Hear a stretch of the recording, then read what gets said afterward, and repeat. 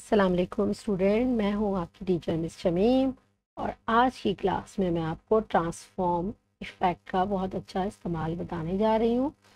यानी कहाँ मिलेगा आपको ये ट्रांसफॉर्म। आप जाएंगे इफ़ेक्ट में और यहाँ पे आपके पास डिस्टोर्ट, इसके अंदर मौजूद है ट्रांसफॉर्म। यानी इसका बहुत अच्छा सा हम यूज़ देखेंगे। तो क्लास शुरू करते हैं। आर्ट बोर्ड ले लेते हैं यहाँ से एक और, या फिर न्यू आर्ट बोर्ड ले लेते हैं। कंट्रोल एंड और new artboard, letter size, landscape. यहाँ से हमने इसको कर लिया क्रिएट और ये हमारे पास आर्ट बोर्ड आ चुका है। तो सबसे पहले हम एक लीफ यानी पत्ता बनाते हैं। और पत्ता बनाने के लिए हम शेप का जो इस्तेमाल करेंगे बहुत इजीली बना लेंगे। लेफ्ट टूल लेंगे और लेफ्ट टूल लेकर तरीके से एक शेप ड्रॉ कर ली। और शेप ड्रॉ करने के बाद पेन टूल का लास्ट ऑप्शन जो हमारे पास है, एंकर पॉइंट टूल, इसको लेकर हमने एक पॉइंट पे क्लिक करना है और फिर नीचे वाले पॉइंट पे क्लिक करना है। और ये देखिए हमारा लीफ रेडी हो गया। उसके बाद हमने इसी की एक कॉपी निकालनी है। ऑल्ट प्रेस करेंगे और शिफ्ट को भी साथ प्रेस कर देंगे और ये हमारे पास 2 कॉपीज आ गई। दोनों को एक साथ सेलेक्ट करेंगे और कंट्रोल जी ग्रुप कर देंगे। ग्रुप करने के अलावा जो भी कलर आप देना चाहते हैं वो कलर दे दें। और स्ट्रोक ऑफ करना चाहते हैं, यहाँ से स्ट्रोक को बिल्कुल 0 कर दें तो वो बिल्कुल फिनिश हो जाता है, यानी कि ख़त्म हो जाता है। इस तरीके से भी आप स्ट्रोक को ऑफ कर सकते हैं। सेंटर में रख लेते हैं। चलिए, इसके बाद हम जाएंगे इफ़ेक्ट, डिस्टोर्ट और ये हमारे पास है ट्रांसफॉर्म। ट्रांसफॉर्म पे क्लिक करने के बाद हमारे पास विंडो आएगी और यहाँ पर हमने इसकी कॉपीज़ बतानी है और एंगल बताना है। इन दोनों को जस्ट एडजस्ट करना है। यानी हमें कॉपीज़ कितनी चाहिए, राइट को हमने 11 लिख दी और गैप हमें इनके दरमियान कितना चाहिए, लाइक हमने ये भी 11 ही ले लिया। और जब हम किसी भी एक नंबर पे क्लिक करते हैं इस तरीके से हमें ये गैप भी नज़र आ रहा है, कॉपीज़ भी दिख रही है। हमें इतना करीब रखना है तो भी ठीक है, और हमने अगर इस गैप को थोड़ा सा और बढ़ाना है तो यहाँ पे गैप को और बढ़ा देते हैं। और फिर प्रीव्यू को चेक और अनचेक कर लें और इस तरीके से कि इतना गैप ठीक है लेकिन कॉपीज़ कम है तो कॉपीज़ दो और ले लेते हैं।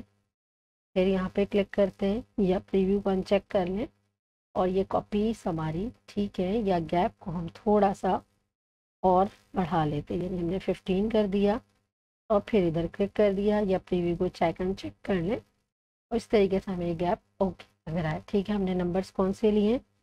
15 हमारा एंगल और 12 हमारी कॉपीज़ हैं। ठीक है, अपने हिसाब से कम ज़्यादा आप कर सकते हो। देन मैंने ओके कर दिया। उसके बाद हम ऑब्जेक्ट पे जाएंगे और एक्सपेंड अपीयरेंस कर देंगे। यानी कि जो ट्रांसफॉर्म इफेक्ट जिससे ये जनरेट हुआ है, ये जो नज़र आ रही है सिलेक्शन, इसको नॉर्मल करेंगे। एक्सपेंड अपीयरेंस पे क्लिक करेंगे, सिलेक्शन देखें नॉर्मल हो गई है। उसके बाद अगेन हम इफेक्ट में जाएंगे, डिस्टोर्ट ट्रांसफॉर्म में जाएंगे और ट्रांसफॉर्म में अगेन हम चले गए। उसके बाद हमने अंदर की तरफ इसकी कॉपीज़ लेनी है। स्केलिंग आ रही है हॉरिजेंटली और वर्टिकली, तो यहाँ पर अगर हम 80 लिख दें और 100 नॉर्मल लिखा हुआ था, फिर 80 लिया और ऊपर क्लिक कर दें या प्रीव्यू का चेक करें तो अभी भी थोड़ा सा ओवरलैप हो रहा है। अगर हम इसको 70 कर दें और मज़ीद अंदर यानी प्रीव्यू देख रहे हैं और उसके मुताबिक हम इसको चेक करके देख रहे हैं, क्लिक किया, ठीक है, इतना इनफ है। हल्का सा ओवरलैप रखना है अपने तो ठीक है, वरना और अंदर कर लें। उसके बाद हमें कॉपीज़ कितनी चाहिए यहाँ पर हम बताएंगे। लाइक हमें चाहिए 4 और फिर प्रीव्यू को चेक अनचेक करेंगे और ये चेक लगा दें और ये देखें अंदर की तरफ कॉपीज़ नज़र आ रही हैं। और अगर आप चाहते हैं कि थोड़ा सा और अंदर की तरफ दिखा दें तो यहाँ से आके हम इसको कर लेते हैं 67, 70 लिया था हमने कहा और कम कर लेते हैं गैप 67 और अंदर की तरफ ये देखें, या फिर हमने कहा और कम करना है, यानी अपने हिसाब से आपको जितना पसंद आ रहा हो। 63 और फिर अगेन हमने यहाँ पर गैप लिया 63 और इधर कर दिया। इतना गैप बेहतर है। कॉपीज़ अगर हमें मज़ीद चाहिए 6 कर लेते हैं, प्रीव्यू अनचेक और चेक, और ये डन हो चुका है। ओके किया हमने, यानी कि अगर हमें ऐसे पसंद आ रहा है, ये देखिए हमारा स्टाइल रेडी हो चुका, हमारा फ्लावर रेडी हो चुका है।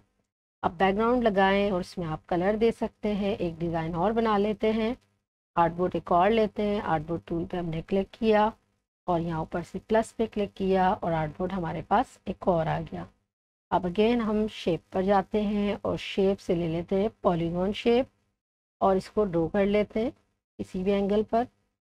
और ड्रॉ करने के बाद यानी कि इसका साइज़ थोड़ा सा बड़ा रख लेते हैं क्योंकि अंदर की तरफ इसकी कॉपीज चाहिए। डायरेक्ट सिलेक्शन टूल लेंगे और ये पॉइंट आ जाते हैं राउंड करने के लिए, ठीक है। ये पॉइंट आपको नज़र आ रहा है, इसके ऊपर रखेंगे, उसको अंदर की तरफ हल्का सा राउंड कर देंगे और फिल कलर को क्रॉस करेंगे, यानी कि स्ट्रोक में हम कलर को सेंड कर देंगे यहाँ से।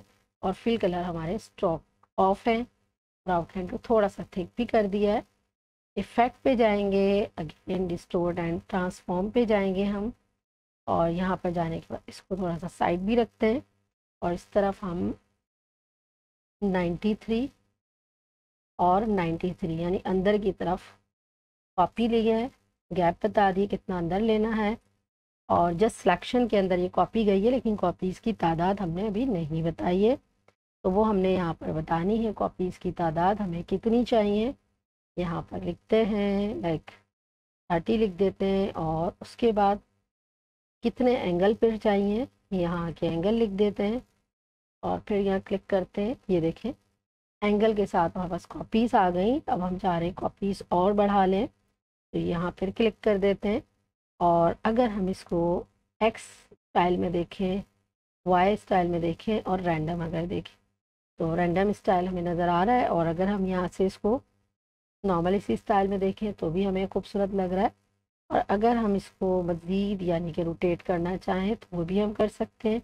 और अगर हम कॉपीज़ को और बढ़ा लें, लेकिन अगर हम 50 कर लें और यहाँ से देखिएगा यही कॉपीज़ हमें नज़र आएंगी। इस तरीके से हम ये स्टाइल भी बना सकते हैं और जो आपको इसमें पसंद आए आप वो भी रख सकते हैं।